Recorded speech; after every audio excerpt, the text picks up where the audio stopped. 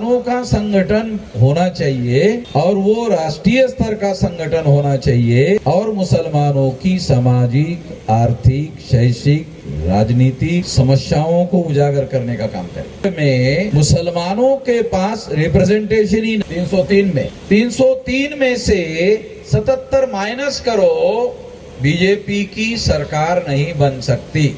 देश में क्या चल रहा है बहुत बारीकी से आप लोगों को नजर रखने की जरूरत है। जब आपके पास रिप्रेजेंटेशन ही नहीं है, जब आपके पास लीडरशिप ही नहीं है, तो आपके पास जो डाटा होना चाहिए, जो जानकारी होनी चाहिए, वो जानों का संगठन होना चाहिए और वो राष्ट्रीय स्तर का संगठन होना चाहिए और मुसलमानों की सामाजिक, आर्थिक, शैक्षिक, राजनीतिक समस्याओं को उजागर करने का काम करे। में मुसलमानों के पास रिप्रेजेंटेशन ही 303 में से 77 माइनस करो, बीजेपी की सरकार नहीं बन सकती। देश में क्या चल रहा है बहुत बारीकी से आप लोगों को नजर रखने की जरूरत है। जब आपके पास रिप्रेजेंटेशन ही नहीं है, जब आपके पास लीडरशिप ही नहीं है, तो आपके पास जो डाटा होना चाहिए, जो जानकारी होनी चाहिए, वो जानकारी नहीं। 32 पार्टियां थी, उसमें 3 राष्ट्रीय स्तर के संगठन थे। तो इस तरह से हम लोग कोशिश कर रहे हैं कि 2024 के चुनाव में तीसरा मोर्चा गठित होना चाहिए। वो 32 पार्टियां इकट्ठा हो गई। अगले महीने के एंड तक केवल बीजेपी को परास्त करने के लिए काम नहीं करेंगे, बल्कि बीजेपी को परास्त करने वाली शक्ति निर्माण करने का काम करेंगे और उस शक्ति के द्वारा मुसलमानों को रियल रिप्रेजेंटेशन मिलेगा। इसलिए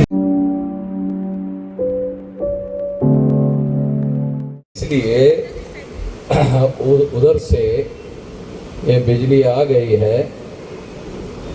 साथियों, मैं आप लोगों को 2024 के चुनाव के रेफरेंस में बता रहा हूं कि हम लोग इसके लिए बहुत महत्वपूर्ण कोशिश कर रहे हैं, ऑर्गेनाइज्ड कोशिश कर रहे हैं और आने वाले समय में ये बात और ज़्यादा बढ़ती हुई दिखाई देगी।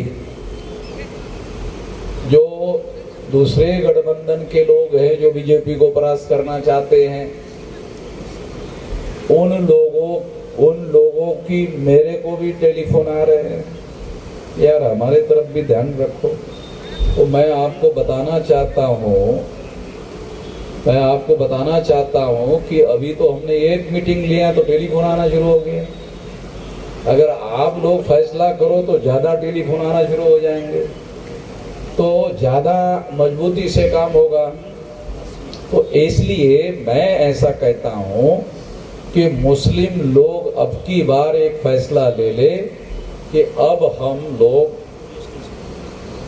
केवल बीजेपी को परास्त करने के लिए काम नहीं करेंगे, बल्कि बीजेपी को परास्त करने वाली शक्ति निर्माण करने का काम करेंगे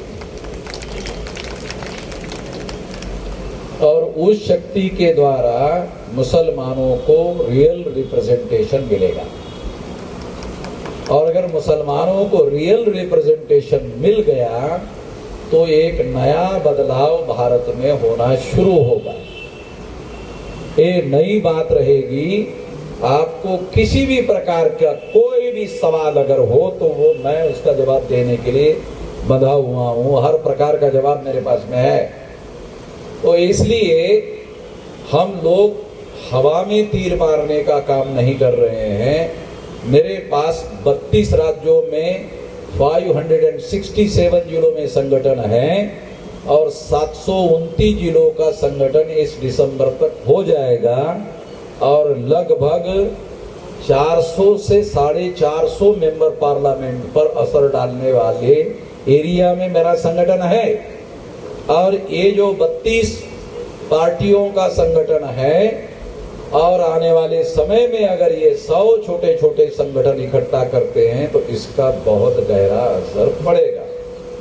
तो इसलिए मैं आपको विकल्प ढूंढने के लिए, विकल्प पैदा करने के लिए अनुरोध कर रहा हूं मगर आप इसमें पहल करेंगे कि नहीं करेंगे मुझे डाउट है, इसलिए मैं ही इसमें कर रहा हूं। मैं केवल आप लोगों को अनुरोध करना चाहता हूं कि बीजेपी को परास्त करने की जो रणनीति इस देश में हम लोग बना रहे हैं, मजलूम लोग बना रहे हैं, इन मजलूमों की ताकत बढ़ाने की जरूरत है। तो इस दिशा में आप लोग निश्चित रूप से काम करेंगे ऐसा मैं मानता हूं। और अगर हम लोग सही तरीके से आगे बढ़ने का काम किए तो निश्चित रूप से 2024 का चुनाव टर्निंग पॉइंट हो सकता है। इस टर्निंग पॉइंट में मैं मुस्लिम लोगों को निमंत्रण आमंत्रण दे रहा हूं, वो इसका हिस्सा बने। इसके पहले जिंदाबाद छोड़ दो, पहले दिमाग पर जोर देना शुरू करो। मैं पहले से ही जिंदाबाद हूं, कोई जिंदाबाद करे नहीं करे मैं जिंदाबाद ही हूं। तो मैं आप लोगों को ये कहना चाहता हूं कि ये नई बात मैंने आप लोगों के सामने रखी है, इस पर आप लोग विचार करो, देश भर में विचार करो। समय है और मैं सारे प्रदेशों में भी घूमने वाला हूं। इस महीने के एंड तक और बड़ी मीटिंग होने वाली है दिल्ली में, और उसमें हो सकता है कि 50 से ज्यादा पार्टी के लोग हों, और नवंबर में दिसंबर में भी होगा। तो एक बड़ा छोटे छोटे पार्टियों को आधार बनाकर बड़ा गठबंधन बनाने की दिशा में हम लोग काम कर रहे हैं। तो हमारी रणनीति जो है वो बीजेपी को केवल परास्त करने की नहीं है, बल्कि तमाम मजलूमों को रिप्रेजेंटेशन देने की है। केवल बीजेपी को परास्त करने से हमारा कुछ नहीं बनता। रिप्रेजेंटेशन हमारा होना चाहिए।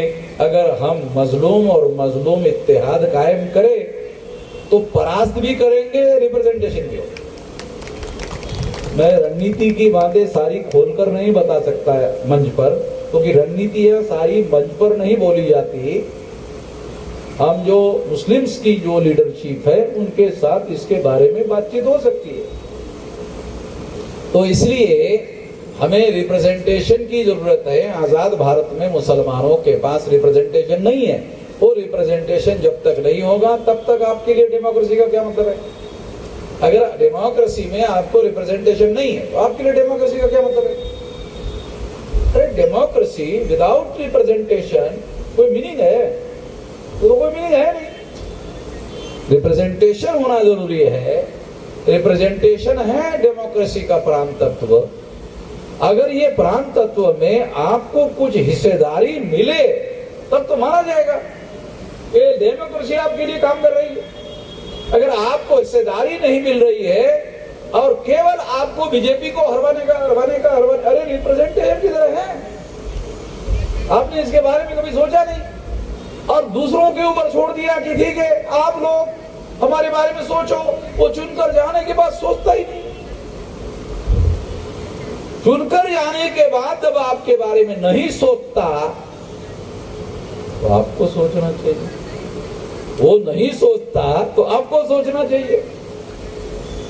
आप सोच नहीं रहे इसलिए मैं सोच रहा हूं और सोच के आपको बता रहा हूं कि आपको विदाउट रिप्रेजेंटेशन वाली डेमोक्रेसी आपके काम की नहीं है, बिल्कुल काम की नहीं है। इसका कोई उपयोग नहीं है, आपका से ही नहीं है।